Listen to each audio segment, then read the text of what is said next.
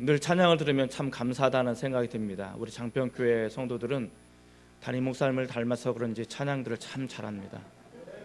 날마다 찬양하시는 그런 귀한 은혜가 우리 모두에게 임했으면 좋겠습니다.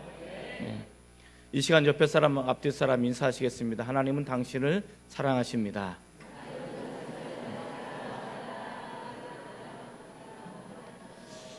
하나님은 여러분들을 사랑하시는 것을 여러분 믿으십니까?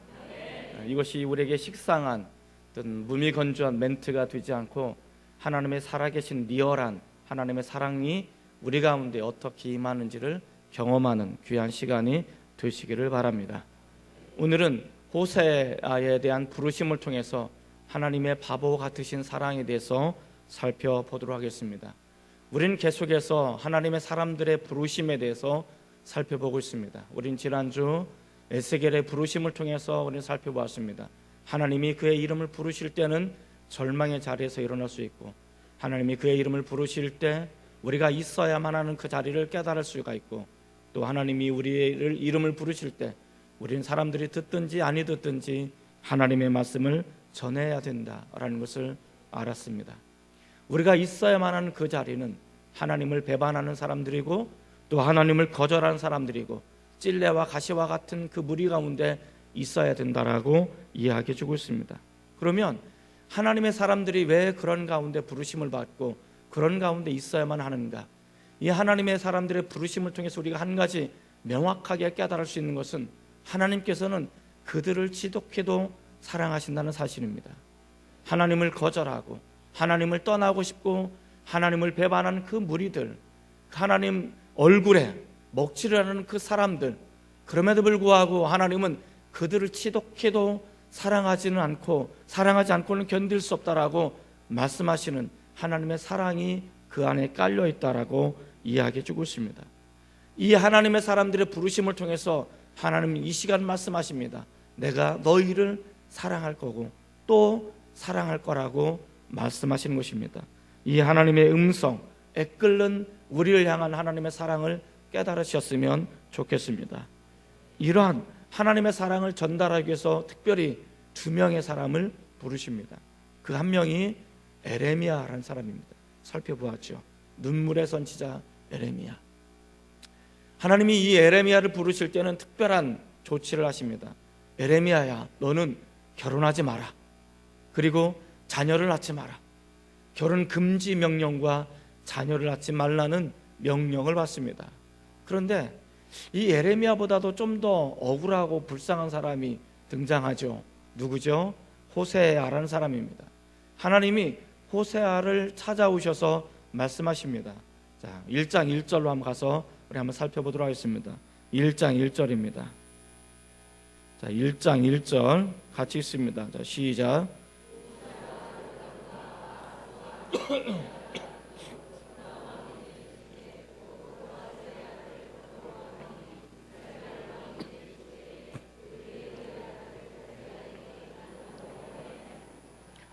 하나님의 말씀이 호세아에게 임하게 되어집니다. 그리고 호세아에게 첫 말씀을 하시는데 이렇게 말씀하십니다. 1장 2절입니다.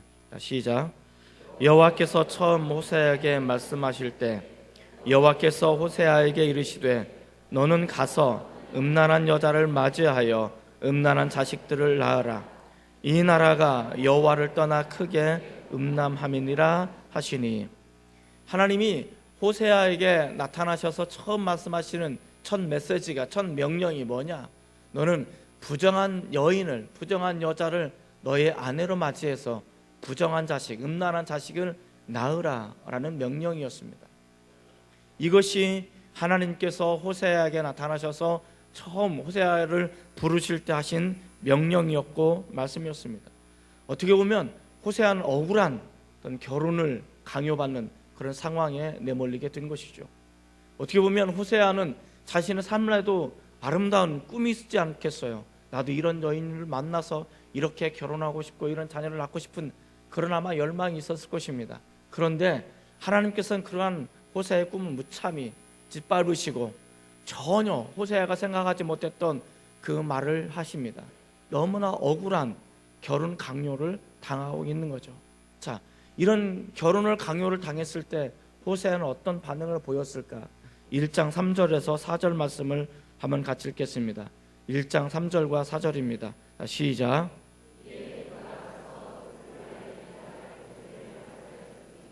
고멜이 임신하여 아들을 낳음에 여호와께서 호세아에게 이르시되 그의 이름을 이스라엘이라 하라.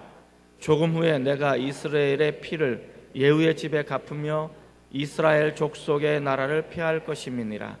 자, 여기 보면 이에 가서라고 말합니다. 이에 가서 하나님께서 호세아에게 나타나셔서 말씀하시고 그를 부르시면서 호세아야, 이제 너는 부정한 여인, 음란한 여인을 너의 아내로 맞이하고 음란한 자녀를 낳으라라는 이 명령에 어떻게 순종할 수 있었을까? 즉각적인 순종은 저는 일어나지 않았을 거라고 생각합니다. 아마 많은 갈등이 있지 않았을까? 하나님께서 왜 이런 말씀을 나에게 하셨을까? 하나님께서 잘못 말씀하신 거 아닌가? 그렇게 생각이 아마 들었지 않았을까 생각이 듭니다. 생각해 보세요. 정상적이라면, 하나님께서 인격적인 분이시라면 어떻게 이런 명령을 나에게 하실 수 있단 말인가? 도무지 납득이 되지 않고 이해가 되지 않는 그런 명령을 호세아는 받은 것입니다. 그런데 곰곰이 고민하면서 이 말씀을 되새겨보는 거죠. 기도하면서 이 말씀을 왜 하나님께 나에게 말씀하셨을까? 왜 이해가 되지 않는 이 상황을 하나님께서 나에게 요구하시는 것은 무엇일까? 아마 곰곰이 생각해 보지 않았을까? 그러면서 곰곰이 생각해 보면서 호세아가 한 가지 깨달았던 것, 그가 순종할 수 있었던 이유를 우리는 발견하게 되어집니다. 그것은 그가 하나님의 마음을 알았다는 것입니다. 하나님 아버지의 마음을 알았다는 것입니다. 그가 이스라엘 백성들을 향하신 하나님의 마음이 어떠한 것인가를 비로소 깨닫기 시작한 것입니다. 자신을 버리고 우상 숭배에 빠져서 죄와 멸망의 길로 갈 수밖에 없는 그 백성들, 그러나 그 백성들을 포기할 수 없는, 그래서 그들을 사랑할 수밖에 없는, 그를 다시 돌이켜서 하나님의 자녀가 되고 그들의 인생의 새로운 가치를 가지고 행복한 삶을 살아가기를 원하시는 하나님 아버지의 마음을 비로소 알기 시작한 것입니다. 처음에 납득이 안 되고 이해가 안 되고 이 상황이 내몰리는 이 모습들이 전혀 이해가 되지 않았지만 하나님의 마음을 알아가기 시작하고 하나님의 마음이 이 땅의 백성들을 향한 그 마음을 알아가기 시작할 때 비로소 그 마음을 알아가기 시작한 것입니다. 자신을 버리고 떠날 수밖에 없는 사람들, 그래서 하나님의 사랑받기에 당연한 자격이 없는 그들, 오히려 하나님의 진노와 하나님의 멸망을, 하나님의 심판을 받을 수밖에 없는 그들을 향해서 하나님은 말씀하신 것입니다. 나는 그들을 사랑한다고, 너가 나의 사랑을 좀 전해주었으면 좋겠다라고, 그렇게 호세아를 통해서, 호세의 삶의 모습을 통해서 그들에게 이야기해주고 있는 것입니다. 그래서 호세아는 그 당시 가장 부정한 여인의 대명사인 고멜을 찾아가서 그리고 자신에게 결혼해달라고 부탁을 하고 결혼을 하게 되었던 거죠. 그리고 부정한 자식을 낳게 되어집니다. 우리는 이 호세아의 부르심을 통해서 배울 수 있는 하나님의 사랑을 우리는 여기서 배울 수 있습니다. 저는 이것이 바보 같으신 사랑이라고 이야기해 주고 있습니다. 일방적인 짝사랑이고 일반적인 원사이드인 사랑이지만 그럼에도 불구하고 이 짝사랑이 있기 때문에 하나님의 바보 같으신 그 사랑이 있기 때문에 오늘 저와 여러분들이 하나님 앞에 설 수 있음을 이야기해 주고 있습니다. 우리는 그렇다면 이 호세아의 부르심을 통해서 하나님의 바보 같으신 사랑은 어떤 사랑인지를 한번 살펴보도록 하겠습니다. 첫 번째, 바보 같으신 사랑은 기다림의 사랑입니다. 한번 따라해 볼까요? 기다림의 사랑. 이걸 다시 말해서 포기하지 않는 사랑이라고 말할 수 있습니다. 진짜 사랑하면 우리는 결혼하게 됩니다. 어제도 결혼식을 다녀왔고 지난주에도 결혼식을 했고 이번 돌아오는 주일 토요일날도 결혼 예배가 있고 결혼식이 줄줄이 있어요. 자, 결혼은 사랑하기 때문에 하는 것입니다. 그런데 사랑은 뭐냐라고 성경은 우리에게 이야기해 주고 있습니다. 사랑은 뭐냐라고 말할 때 사랑은 오래 참는 것이다라고 말합니다. 사랑은 인내라고 이야기해 주고 있습니다. 고린도전서 13장에 보면 사랑을 노래하면서 첫 번째 나왔던 것은 사랑은 오래 참는 것이라고 이야기해 주고 있습니다. 사랑은 기다려주는 거라고 이야기해 주고 있습니다. 사랑은 충분히 그가 충분히 이해할 수 있도록 기다려주고 참아주고 포기하지 않는 것이라고 이야기해 주고 있습니다. 이것이 진정한 사랑이라고 이야기해 줍니다. 많은 사람들은 결혼하면서도 어려운 삶을 살아가게 되어집니다. 성격이 안 맞아서, 삶의 배경이 달라서, 성품이 달라서. 우리가 생각해 보면요, 나와 똑같은 내 마음을 알아주는 인간 하나도 없습니다. 똑같은 사람은 하나도 없습니다. 나와 성격이 다 달라요. 그럼에도 불구하고 우리가 잘 살아갈 수 있는 이유는 우리가 기다려주고 참아주고 또 포기하지 않는 사랑 때문에 그런 것입니다. 이스라엘 백성들이 멸망하지 않고 진노를 당하지 않는, 그리고 그들이 진멸당하지 않는 가장 중요한 이유는 하나님께서 그들을 포기하지 않고 기다려주는 사랑 때문이라고 이야기해 주고 있습니다. 자, 오늘 본문 3장 1절을 한번 읽어보겠습니다. 3장 1절. 사랑은 남편을 떠나고 가정을 떠나고 자녀를 버리고 떠난 이 이스라엘 고멜과 같은 이 사람들을 향해서 하나님께서 말씀하십니다. 3장 1절입니다. 다 같이 읽습니다. 자, 시작. 여호와께서 내게 이르시되 이스라엘 자손이 다른 신을 섬기고 건포도 과자를 즐길지라도 여호와가 그들을 사랑하나니 너는 또 가서 타인의 사랑을 받아 음녀가 된 그 여자를 사랑하라 하시기로. 여호와께서 말씀하십니다. 이스라엘 자손이 다른 신을 섬긴다 할지라도, 우상이 주는 건포도 과자를 즐긴다 할지라도 나는 그들을 사랑하겠다고 말씀하십니다. 그런데 3장 1절을 쭉 묵상해도 보면 제 마음에 확 콕하고 와닿는 단어 하나가 있습니다. 그것은 또라는 단어입니다. 또다시. 이건 무엇을 의미합니까? 한 번만 이런 일이 일어나는 것이 아니라는 것입니다. 반복해서 계속해서 이 일이 일어나고 있음을 우리는 알게 되어집니다. 이 고멜이라는 여인이 남편을 버려두고 자녀를 버려두고 집을 떠나고 또 정부를 따라가고 다른 남자를 따라가고 우상을 따라가는 이 모습이 반복해서 나타났다는 것을 우리에게 이야기해 주고 있습니다.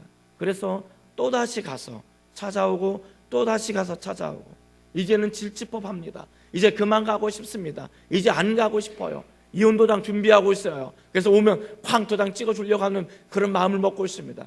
그런데 하나님께서 뭐라고 말씀하십니까? 또다시 가라는 것입니다.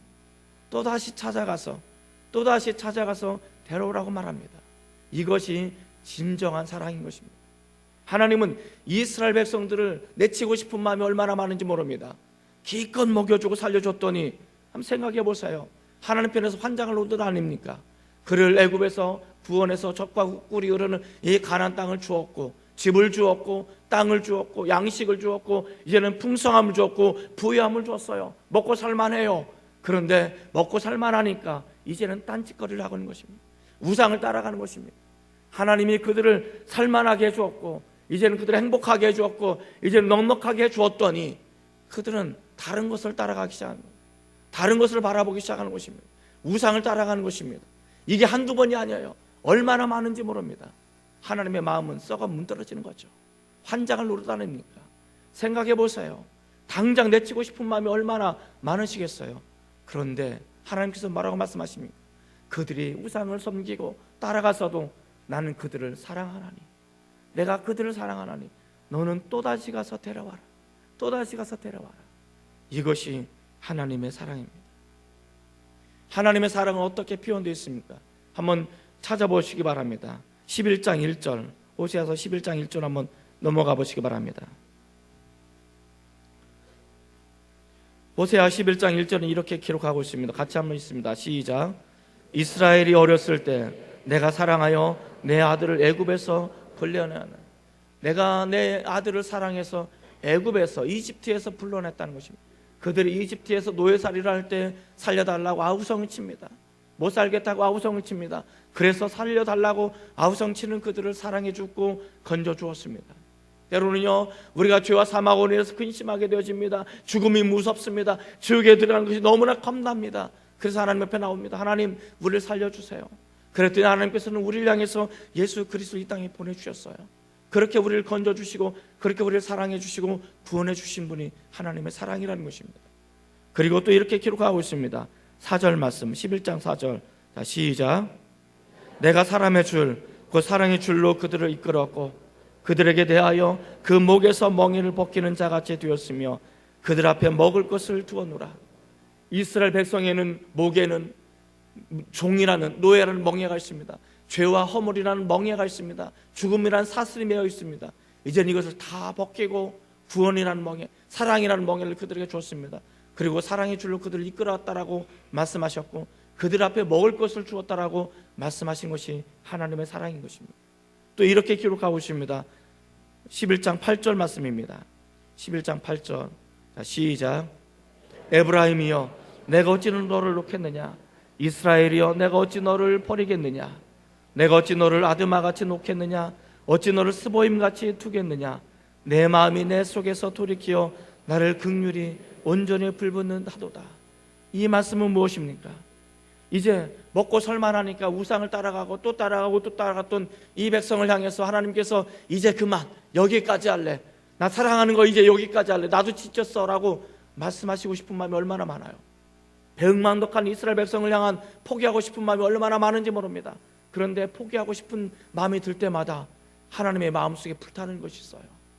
내가 이제 이들을 더 이상 사랑하지 않겠어, 이들을 죄와 멸망으로 내버려 두겠어, 이들은 그대로 우상 숭배하다가 저들을 망하게 내버려 두겠어 라고 마음을 먹었어요. 하나님 그렇게 마음을 드셨어요. 그런데 그렇게 마음을 먹으시자 그 마음속에 견딜 수가 없는 거예요. 왜 견딜 수가 없냐면 그들이 멸망당하는 꼴을 못 보는 거예요. 그들이 잘못되는 것을 못 보는 거예요. 그들이 우상을 따라가서 죄와 사망의 파멸의 길을 가는 것을 보지 못하는 거예요. 그들이 지옥의 영원한 불못에 떨어지는 것을 하나님은 차마 보지 못하겠다라고 말씀하시는 거예요. 그래서 내가 또다시 너를 사랑하지 않고서는 견딜 수 없다라고 말씀하시는 것이 21장 8절의 말씀인 것입니다. 21장 8절에는 두 도시가 나옵니다. 하나는 아드마라는 도시입니다. 또 하나는 스보임이라는 도시입니다. 이 도시가 왜 나오는지 모르시죠? 이 두 도시의 특징이 뭐냐면 소돔과 고모라가 유황불로 멸망할 때 함께 망했던 도시 이름입니다. 그러니까 그 당시에 소돔과 고모라만 망한 게 아니에요. 그 당시 함께 그들에 있는 많은 성읍들이 망했는데 그 망한 성읍들 중에 하나가 뭐냐면 스보임이고 이드마라는 것입니다. 이 아드마와 스보임은 함께 멸망당했던 그런 도시인 것입니다. 이제 이스라엘 백성이 내가 하나님이 관심을 끊고 사랑하지 않으면 이들은 분명히 아드마처럼 스보임처럼 그리고 소돔과 고모라처럼 그렇게 멸망당할 텐데 그 꼴을 내가 못 보겠다는 거예요. 그들이 망해가는 것을 내가 보지 못하겠다는 거예요. 그래서 하나님께서 말씀하십니다. 내가 내 속에서 돌이키어 너희를 사랑하겠다. 내가 너희를 사랑하지 않으면 내 마음속에 견딜 수가 없다는 것입니다. 이것이 애끓는 하나님의 사랑, 포기할 수 없는 그 사랑이라고 성경은 이야기해주고 있습니다. 한번 성도 여러분 생각해 보시기 바랍니다. 저나 여러분들이 지금 2부 예배 시간에 나와서 예배를 드립니다. 그럼 한번 생각해 보십시오. 우리가 한번 반문해 보십시오. 내가 이 2부 예배 시간에 나와서 예배 드릴 자격이 있으십니까? 내가 하나님 앞에 나와서 예배를 드릴 수 있는 자격이 조건이 되어서 우리가 나왔습니까? 절대 자격 없는 사람들입니다. 우리는 자격 없는 사람들이에요. 우리는 수백 번 멸망당해도 싼 사람들입니다. 우리는 이대로 살다가 지옥의 멸망의 문에 들어서도 우리는 할 말이 없는 사람들입니다. 반항할 수 없는 사람들입니다. 이것이 우리의 무능력이고 이것이 우리의 무능한 존재라는 것입니다. 우리는 하나님 앞에 나올 자격이 하나도 없는 사람들입니다. 그럼에도 불구하고 우리가 하나님 앞에 나와서 예배를 드리는 거예요. 비록 예배 설교 시간에 존다 할지라도 주무신다 할지라도 그럼에도 불구하고 하나님을 말씀하셔요. 여러분을 사랑한다고, 애끓는 사랑을 가지고 있다고 그렇게 말씀하신 것이 오늘 이 말씀인 것입니다. 하나님이 나를 향해서 오랫동안 참아주시고 하나님 나를 향해서 포기할 수 없는 사랑, 내가 너를 사랑하지 않고서는 견딜 수 없다라고 말씀하시는 그 사랑이 있기 때문에 저나 여러분이 하나님 앞에 나올 수 있는 거예요. 예배 드릴 수 있는 거예요. 나도 하나님 사랑한다라고 말할 수 있는 것이 바로 이것인 것입니다. 사랑하는 성도 여러분, 나를 향해서 오래 참아주신 하나님, 나를 기다려주신 하나님, 또다시 나에게 다가오셔서 또다시 나에게 다가오셔서 내가 너를 사랑하지 않고서는 견딜 수 없다라고 말씀하시는 그 애끓는 하나님의 사랑을 깨달으시고 그 사랑 앞에 이제는 우리가 고백했으면 좋겠습니다. 그 하나님의 사랑을 깨달았으면, 나를 참아주고 기다려주시는 그 하나님의 사랑을 깨달았으면 이제 우리도 고백했으면 좋겠습니다. 하나님, 나 또한 하나님을 사랑하기 원합니다. 나 또한 하나님 이제 떠나지 않겠습니다. 하나님만 사랑하고 하나님만 섬기며 살아가는 하나님의 사랑스러운 자녀가 되었으면 좋겠습니다.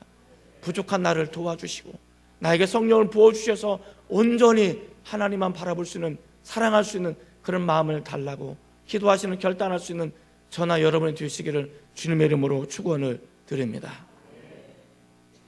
호세아의 부르심을 통해서 하나님의 바보가 되신 사랑을 우리는 살펴볼 수 있는데, 두 번째 하나님의 사랑은 대가를 지불하는 사랑입니다.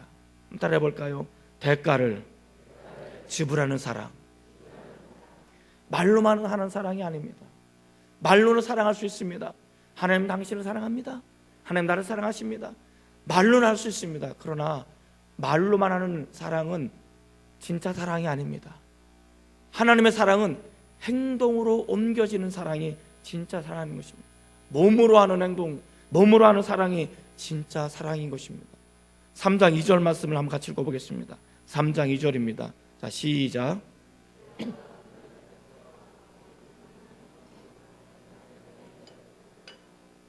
여기 보니까 고멜은 바람을 피우기 위해서 다른 남자를 따라갔어요. 그런데 다른 남자를 따라갔는데 잘 먹고 잘 살면 그래도 호세아가 덜 억울할 텐데 자신을 버리고 자녀를 버리고 가정을 버리고 따라갔어요. 따라가서 얼마간 잘 사는 것처럼 보여요. 그런데 그 남자가 이 여인을 버린 거예요. 돈을 주고 팔아버린 거예요.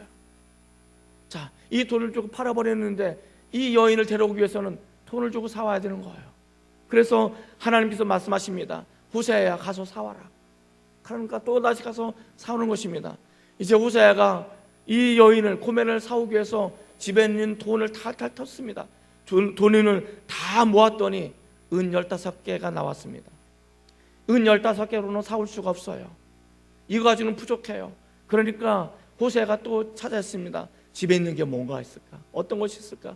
자신이 동원할 수 있는 거, 자신이 찾아낼 수 있는 거, 자신의 모든 것을 다 바쳐서 했더니 보리 한 호멜 반이 나왔다는 것입니다.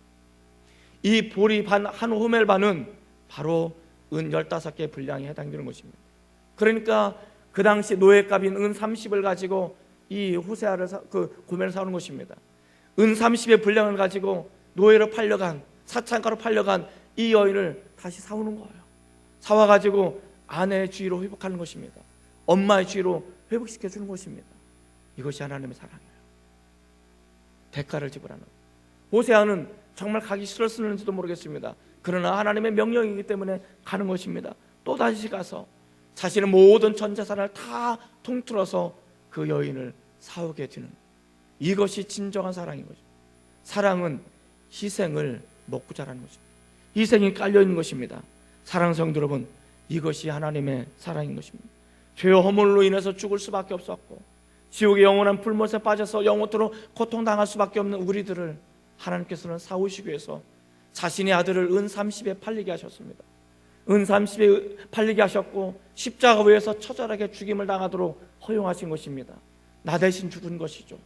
이것이 하나님의 사랑인 것입니다. 그냥 나를 구원하는 게 아니에요. 그냥 내가 하나님의 자녀가 되는 게 아니에요. 그냥 저절로 되는 것이 아닙니다.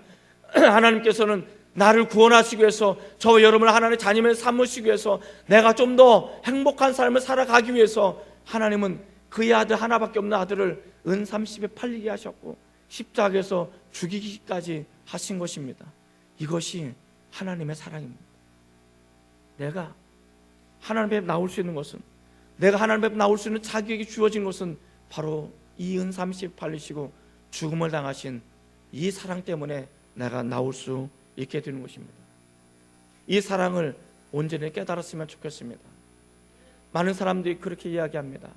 우리는 살기가 너무 힘들어요. 지금 살기 너무 힘들어요. 지금 이 힘든 상황에서 좀 벗어났으면 좋겠어요. 이 어려운 상황에서 좀 벗어났으면 좋겠어요. 미칠 것 같아요. 어떻게 될지 몰라요. 지금 미래가 보이지 않아요. 그렇게 생각하시는 우리에게 하나님께서 말씀하십니다. 그것 때문에 용기를 잃지 않았으면 좋겠다고 말씀하십니다. 왜냐하면 너가 어떤 존재인지, 겨우 이런 상황 때문에 너가 멸망하고 이 상황 때문에 내가 흔들리고 이런 상황 때문에 너가 포기되어질 수 있는 그런 인생이 아니라고 우리 주님께서 말씀하시는 거예요. 여러분, 이것이 하나님의 은혜예요. 내가 너를 얼마나 사랑하는지, 내 아들을 죽이면서까지 내가 너를 포기할 수 없고 내가 너를 사랑했는데, 이런 대가를 지불했는데 겨우 이 세상적인 어려움 때문에, 이 상황 때문에 낭망하고 절망하고 포기하지는 말았으면 좋겠다라고 말씀하시는 것입니다. 이것이 하나님이 우리에게 요청하는 것입니다. 대가를 지불하시면서까지 자신의 아들을 십자가에 죽이면서까지 나를 사랑하시는 그 주님 앞에 우리는 고백했으면 좋겠습니다. 나를 위해서 한없이 희생하시고 나를 위해서 한없이 고통당하시는 그 예수님의 사랑을 내가 다시 한번 각인시켜서 하나님, 내가 어떤 어려움 속에서도 내가 어떤 시험이 와도 내가 주님을 바라보겠습니다. 용기 잃지 않겠습니다. 이 상황 때문에 내가 무너지지 않겠습니다. 이 질병 때문에 내가 무너지지 않겠습니다. 내 자녀 때문에 무너지지 않고요, 내가 나를 미워하는 것 때문에 무너지지 않고요, 나를 둘러싸는 이 경제적 문제 때문에 내가 결코 무너지지 않겠습니다. 들리는 소문 때문에 내가 무너지지 않겠습니다.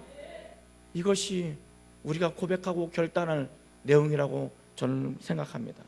이 믿음을 가지고 다시 한번 용기 있게 일어설 수 있는 저와 여러분 되었으면 좋겠습니다. 그런 은혜가 임하기를 주님의 이름으로 축원을 드립니다. 호세아의 부르심을 통해서 바보 같으신 하나님의 세 번째 사랑은 무엇일까? 세 번째 사랑은 함께하는 사랑입니다. 따라해 볼까요? 함께하는 사랑. 이 함께하는 사랑이 나를 살리는 것입니다. 나를 향해서 오래 참아주고 끝까지 참아주고 기다려주는 그 하나님의 사랑이 나를 살렸다면, 그리고 내가 죽을 수밖에 없지만, 멸망당할 수밖에 없지만, 하나님의 사랑을 알면서도 내가 뒤돌아설 때가 많았지만, 그럼에도 불구하고 이런 나를 포기하지 않고 희생을 당하면서까지, 대가를 지불하면서까지 나를 사랑하시는 그 하나님의 사랑이 있기 때문에 내가 돌이킬 수 있고 예배자가 되었던 것처럼, 우리가 앞으로 살아갈 이유는 하나님이 여전히 내 안에 계시고 나와 함께 하시기를 원하시는 사랑 때문에 그러함을 우리에게 이야기해 주고 있습니다. 3장 3절 말씀을 우리 한번 같이 읽어보도록 하겠습니다. 3장 3절입니다. 자, 시작.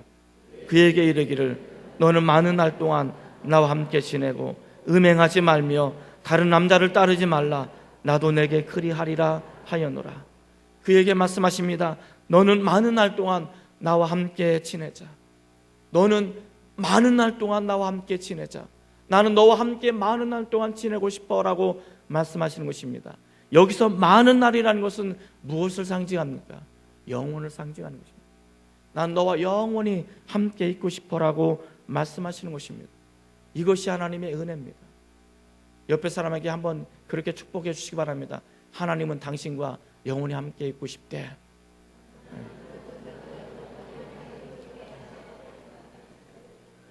옆에 사람 보니까 하나님이 좀 함께 하고 싶은 사람처럼 보여요? 보이죠? 하나님은 여러분과 영원히 함께 있고 싶으시다고 말씀하십니다. 그 하나님과 영원히 동행하셨으면 좋겠습니다. 그런데 하나님은 지금 어디 계셔요? 하나님 어디 계셔요? 우리 주님 어디 계셔요? 내 안에 계시잖아요. 내 안에. 우리가 지금 말씀했던 것처럼 요한계시록 3장 27절 보면 뭐예요? 볼지어다 내가 문 밖에서 두드리노니 누구든지 내 음성을 듣고 문을 열면 내가 그에게로 들어가 그를 더불어 먹고 그는 나로 더불어 먹으리라고 말씀하시지 않았어요? 영접하는 자, 영접하는 자, 내가 내 마음의 문을 열고 영접하는 거예요. 요한복음 1장 12절에 보면 뭐라고 말합니까? 영접하는 자, 곧 그 이름을 믿는 자들에게는 하나님의 자녀가 되는 권세를 주셨다고 말씀하셨잖아요. 그러니까 내가 주님을 영접하는 순간 우리 주님이 내 안에 들어와 계신 거예요. 성령님이 내 안에 들어와 계신 거예요. 그래서 나와 동행하시는 거예요. 그리고 우리 주님이 또 어디 계셔요? 하나님 보좌 우편에 계신 거예요. 지금 이곳에 나와 함께 계셔서 내가 당하는 아픔과 고통을 다 함께 겪으시고 함께 당하시면서 우리 주님께서 말씀하시는 것입니다. 하나님 보좌 우편에서 하나님, 제가 지금 이런 고통이 있는데요, 제가 지금 이런 어려움이 있는데요, 좀 도와주세요 라고 하나님께서 지금 중보하고 계신 거예요. 성령께서 우리 안에 계시도 뭐라고 말씀하셔요? 우리가 마땅히 빌 바를 알지 못할 때 기도해야 되는데, 내가 기도해야 되는데 기도가 안 될 때가 있잖아요. 내가 지금 결단해야 되는데 결단이 안 될 때가 있잖아요. 내가 하나님 찾아야 되는데 그런데 하나님 찾지 못할 때가 있잖아요. 그렇게 낭망하고 절망했을 때 내 안에 계신 성령께서 말합니다. 말할 수 없는 탄식으로 지금도 나를 위해서 기도하고 계신 것이 우리 성령님이라고 말씀하십니다. 그런데 하나님이 나와 함께 계셔요. 주님이 나와 함께 계셔요. 내 안에 떠나지 않아요. 그런데 내가 은혜 받고 하나님 뜻대로 살 때는 우리 주님을 기쁘게 하지만, 그럴 때가 더 많아요. 나와 함께 계신 주님을 슬프게 할 때가 더 많아요. 언제 어떤 때가 더 많아요? 너무 솔직하게 말 못하겠죠? 내가 살아가면서 나와 동행하시는 지금 현재 내 안에 누가 계셔요? 우리 주님이 내 안에 여전히 계셔요. 계신데 내 생각은 딴 걸 먹고 있어요. 내 마음은 딴 마음을 먹고 있어요. 나쁜 마음을 먹고, 시기하는 마음을 먹고, 미워하는 마음을 먹고, 저 인간 보기 싫은 마음 먹고, 떠나고 싶은 마음 먹고, 포기하고 싶은 마음 먹고, 세상 사랑하는 마음 먹고, 우리가 죄를 사랑하는 마음도 먹어요. 이런 생각을 먹을 때 누가 제일 먼저 알아요? 우리 주님께서 제일 먼저 알아요. 제일 먼저 알아요. 불편하죠. 우리 주님 불편하시죠. 나와 함께하는 게 불편하시죠. 우리 모세의 부르심을 배웠어요. 나는 가시와 같은 존재예요. 나와 함께 계시면서 나를 끌어안으면 안을수록 내가 있는 가시를 주님은 콕콕 찔러요. 아프게 찔러요. 이게 우리들의 모습입니다. 그런데 있잖아요, 우리 주님께서 뭐라고 말씀하신지 아십니까? 야, 내가 찔려도, 내가 네 가시 때문에 찔려도 난 너를 사랑해. 너와 함께 있는 게 난 좋아 라고 말씀하십니다. 나와 함께 계신 주님이요, 내 생각을 알아요. 내 마음을 알아요. 그러면서도 한편으로 슬퍼해요. 한편으로 마음을 아파하셔요. 그럼에도 불구하고 하나님께서 뭐라고 말씀하시냐면 그렇게 말씀하시는 거예요. 네가 그런 마음 먹었어도, 네가 그런 생각을 가졌어도, 네가 그런 삶을 살았어도 난 너를 떠날 수가 없어. 내가 마음은 아프지만, 내가 고통스럽지만 난 너를 떠날 수가 없어. 네 가시 때문에 내가 찔려서 아프지만, 피를 흘리고 있지만 난 너를 포기할 수 없어 라고 말씀하시는 거예요. 오히려 뭐라고 말씀하는지 아십니까? 내가 너와 함께 있어서 난 좋아. 네 가시로 나를 찔러도 난 너와 함께 있어서 나는 행복해. 나는 그래도 좋아 라고 말씀하는 것이 바로 하나님의 사랑입니다. 이게 함께 하시는 사랑입니다. 여러분, 하나님이 이렇게 여러분과 함께 하셔요. 함께 하시고 싶다고 말씀하셔요. 그런데 하나님은요, 사랑의 하나님뿐만 아니라 공의 하나님이셔요. 정의 하나님이셔요. 잘못한 것을 하나님께서 채찍을 때릴 수밖에 없는 하나님이셔요. 한번 이렇게 생각해 보시기 바랍니다. 우리 집 자식이, 내 집 자식이 잘못된 일을 하면 내버려 둬요? 잘못된 일을 하면 혼내죠. 혼내서 말로 해서 안 들으면 어떻게 돼요? 휠체어를 대죠. 휠체어를 대서 말로 안 들으면 어떻게 돼요? 못 나가게 막죠. 가둬버리죠. 왜? 내 자식이니까. 근데 옆집 자식이 잘못된 일로 가고 있어요. 옆집 자식이 말 드럽게 안 들어요. 속썩여요. 그럼 여러분들이 휠체어를 들어가서 이놈 자식 말도 안 들어, 휠체어를 때려요, 안 때려요? 때렸다면 대판 큰 싸움 나죠. 안 때려요. 쟤 저러면 안 되는데, 쟤 저러면 안 되는데. 안타까워는 하지만 때리지 않아요. 징계하지 않아요. 왜냐하면 내 자식이 아니라 그래요. 내 자식이 아니라. 내 자식이면요, 휠체어를 때려요. 징계해요. 그래서 하나님께서 뭐라고 말씀하십니다. 4절에 이렇게 말씀하십니다. 3장 4절 말씀을 한번 같이 읽어보겠습니다. 3장 4절입니다. 자, 시작. 이스라엘 자손들이 많은 날 동안 왕도 없고 지도자도 없고 제사도 없고 주상도 없고 에봇도 없고 드라빔도 없이 지내다가 있는 게 하나도 없어요. 이건 뭐냐면 하나님이 그들 때리시는 기간이에요. 때리시는 징계하는 기간이에요. 때리실 때 아파요. 고통스러워요. 어려워요. 절망스러워요. 그런데 뭐라고 말씀하시지 않습니까? 그래도 난 너를 떠나지 않아. 이 징계의 기간이 지나면, 이 어려운 시간이 지나면 좋은 날이 반드시 너에게 와 라고 말씀하십니다. 5절 말씀 한번 읽어보겠습니다. 5절, 자 시작.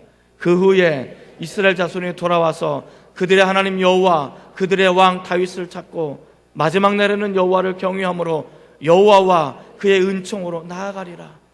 이제 모든 시련이 끝나고 이 어려운 고난의 기간이 끝나면 하나님께서 그들을 찾아오십니다. 아니, 그들의 마음을 감동을 시키십니다. 그들의 마음을 돌이키십니다.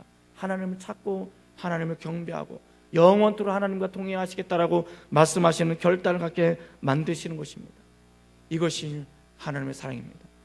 혹여 하나님이 나를 사랑하셔서, 정말 나를 사랑하셔서 내가 잘못된 것 때문에 하나님 나를 때리시거든, 내가 잘못한 것 때문에 내가 징계를 받으시거든, 여러분 원망하지 마시고 하나님 앞에 돌이키시길 바랍니다. 하나님은요, 나를 때리시면서까지도 내가 돌이키기를 원하시는 분이 하나님이십니다. 그래도 내가 돌이키지 않으면 내가 영원히 멸망에 가지 않고 내가 하나님 앞에 온전히 서게 하기 위해서 하나님을, 심지어는 나를 죽이면서까지도 나를 사랑하시고 싶은 것이 하나님의 마음인 것입니다. 내가 이대로 돌이키지 않고 영원히 살아버리면, 계속 살면 내가 영원한 멸망으로 갈까봐 나를 죽이면서까지 하나님의 영원한 자녀로 삼으시고 싶은 것이 하나님의 사랑인 거예요. 이게 하나님의 마음인 거예요. 그만큼 하나님 나와 함께 하시고 나와 너와 동행하고 싶고 너를 사랑하시겠다고 말씀하신 거예요. 이 하나님의 사랑, 이 하나님의 사랑을 가슴에 품으시고 결단하면서 살아갔으면 좋겠습니다. 하나님, 내가 이제는 다른 거 바라보지 않겠습니다.